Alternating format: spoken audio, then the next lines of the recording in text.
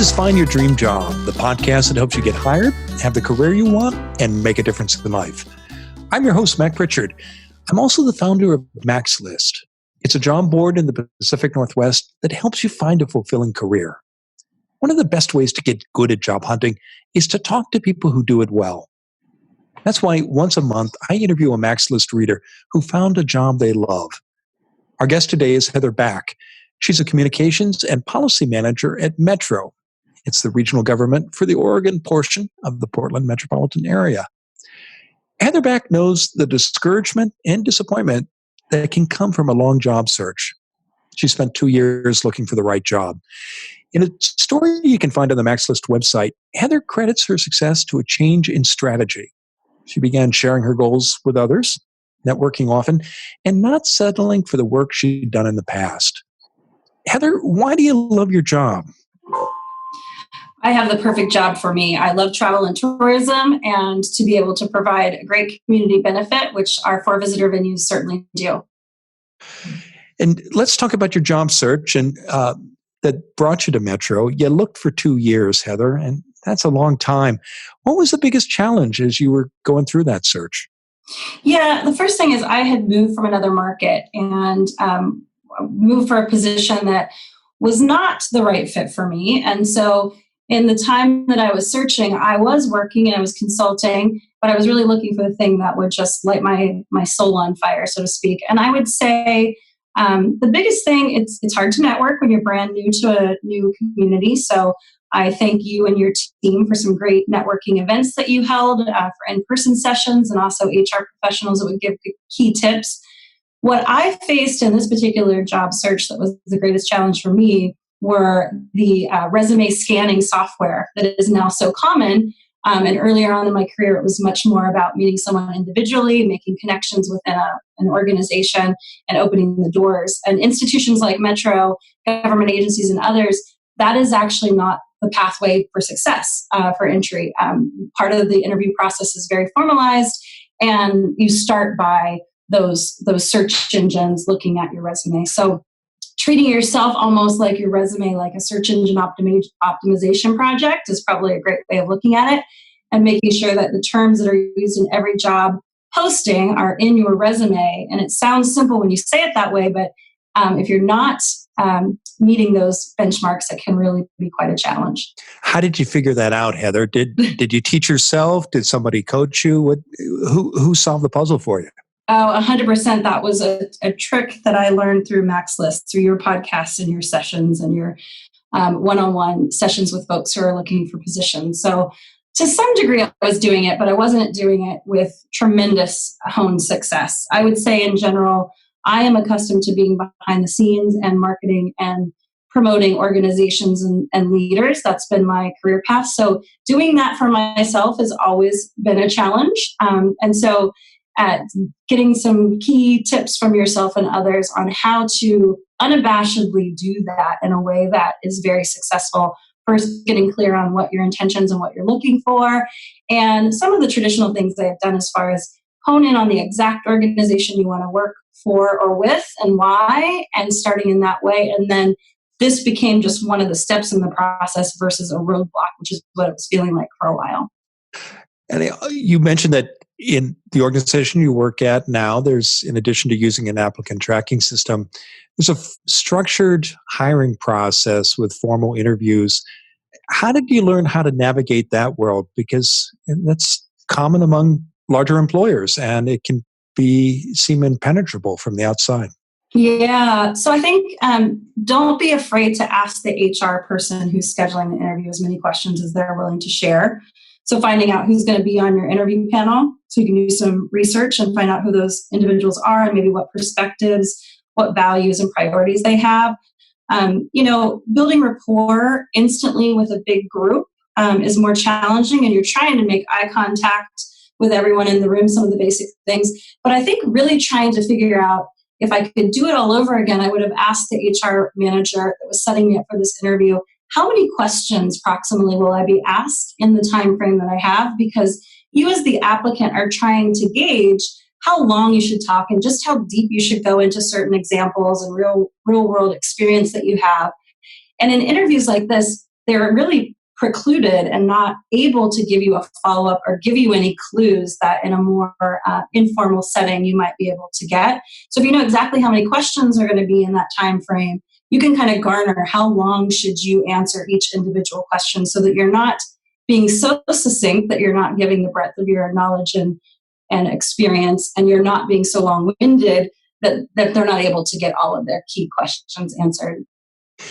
In addition to asking those questions of the hiring manager about who's going to be in the room, their names, how many questions you might have to respond to, were there other steps that you took to prepare for this very formal interview process and structured hiring process?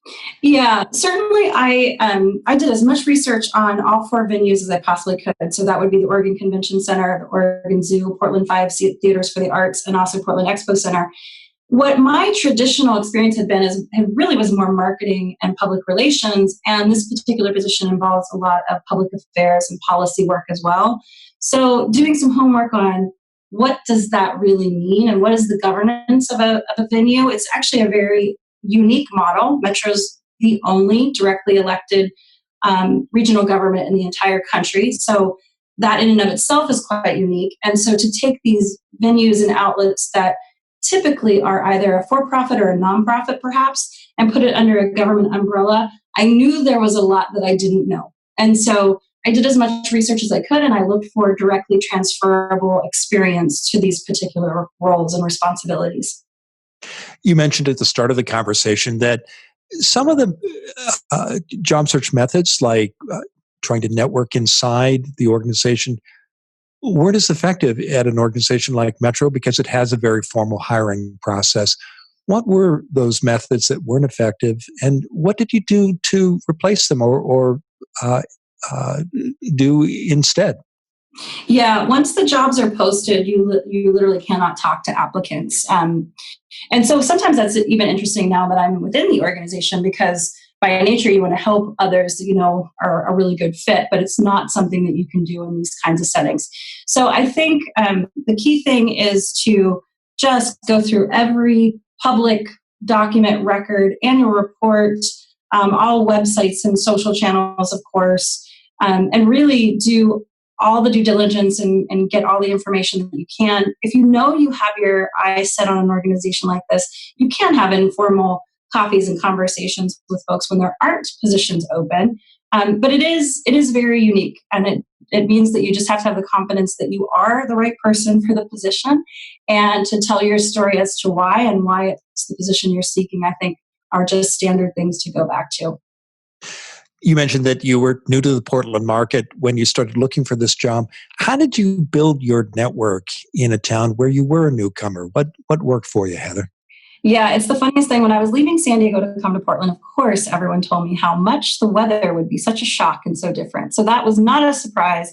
What was a surprise is after 19 years in a market where I had so many relationships, there literally was almost no place that I needed to network or connect with that I didn't have someone that I knew in that organization. So starting anew in a new place is, it is like throwing away your Rolodex and every contact in your phone. And so, slowly but surely, I reached out to individuals in various companies and organizations. I went to any place that had sort of lunch and learns. Nike has a great one for their corporate and social responsibility, a monthly luncheon that anyone can come. So I just continue to put myself out there and go to as many types of events like that. I try to stay away from events that were solely or predominantly folks looking for positions, because that's not a way to stand out. I tried to find places to network with like-minded individuals and companies that were really connected to community. I think that's the things that go through all of my experience in my career are directly supporting community and really tethered to how travel and tourism drive the economy in a region. So those were my targeted areas. I did connect with philanthropic organizations, and I also really tried to connect more with Travel Portland, Travel Oregon, and some hotel and motel associations. And these were all organizations and events that were connected to your career goals, weren't they? That's right. You talked in your article for our website about that change in strategy because your job search wasn't moving along at the rate that you'd hoped. What inspired you to change your strategy and do something different? Yeah, it's easy to say now that I'm glad it happened the way that it did. And in the heart of it, I probably didn't feel that way. But I have been someone who's been very laser focused in my life and my career. And so, in many ways, when I moved to Portland, I wanted to open up my perspective and have opportunities to experience other projects that might not have been right in my laser focus. So during my consulting time, I picked passion projects that weren't necessarily as lucrative as they were just soul fulfilling.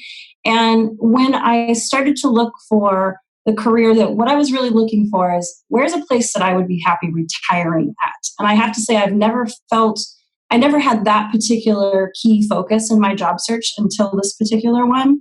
So that meant a lot of things. It meant, an organization had a great benefits package and a lot of components. So I really was pretty specific in what I was looking for. But going from, the camera lens being really focused in on dialed in on things, to intentionally broadening and doing various projects, and then honing back to what I saw as a common thread, was probably, it took me a while to get clear on that. And what I started to see were the commonalities in each position. So I find working for many organizations in your career can be really valuable, gives you a broader tool set and toolkit.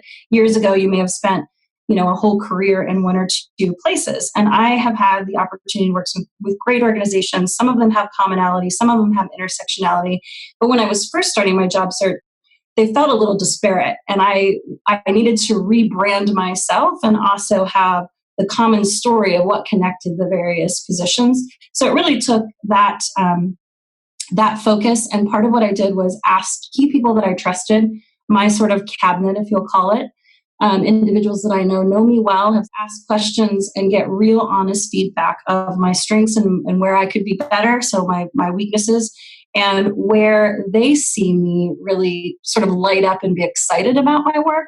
And so kind of a 360, an informal 360, it helped me kind of refocus back into what exactly I was looking for in this search. And as soon as I did that, the job search timeframe was much, much quicker. And what inspired you to ask for that 360? Was it a frustration with the length of time your search was taking? Was it uncertainty about your goals? What was the clarifying moment there? I think it was an awareness that I wanted to see how others saw me and not just how I saw myself. I mean, we can be sometimes our toughest critic, and perhaps not see our own blind spots. So through just awareness of, I wanted to really have feedback that I may not see in and of myself. And so it really was the most enlightening part of my search. How did you organize that 360 feedback? Did you have a model in mind, or did you have someone coach you?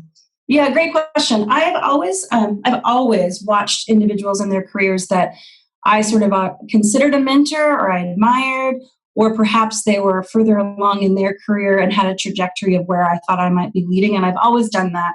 So individuals that I saw in positions that I might be interested in, I would always kind of research how they got there, what was their career path. And I have a list of those folks from San Diego and here, and continue to watch and monitor, and actually each year try and pick 3 to 5 individuals that you follow their career or what they're doing, the philanthropic work that they're doing, just out of interest and inspiration. And so that list of relationships that I'd built over a long period of time was the closest sort of mirror back to my work and my connectivity. And some had actually worked with me. And one, in fact, was a career coach of mine in the past. So different perspectives, but definitely people that I admired and trusted the feedback that they would give me. So these were the people that you asked to provide the feedback. What model did you use? Did someone give you an example, or did you create your own model? I kind of did it on my own. Like, that's what I mean by informal. I sat down and wrote down questions of what would I ask myself, if I were going to be interviewing myself, and really trying to get a good assessment, almost like an annual review. And perhaps some of the questions that career coaches had asked me when they first met me. I've had 2 in my career. I've worked with 2 different career coaches. So I looked at the questions that they asked me to get a perspective of my goals, and I wrote those down, and I kind of modified those a bit. And then I just reached out to a few people and said, would you be willing to either give me these answers in writing, or can we do a quick call to just talk through? And a few individuals were my former supervisors as well. So they were quite willing to give me that feedback. Not always easy to hear. And why was that such a clarifying event for you? What did you get out of that helped you shorten your search and get you to a job that 2 years later, or several years later now, you continue to love and thrive in? Yeah, today I can be very vulnerable and honest about it. When you're looking for that long and you're not getting results, I mean, up until this job search, I truly had never been on a job interview that I didn't get an offer. And in this job search, I made it to the final 3 candidates 4 times and didn't get the final offer.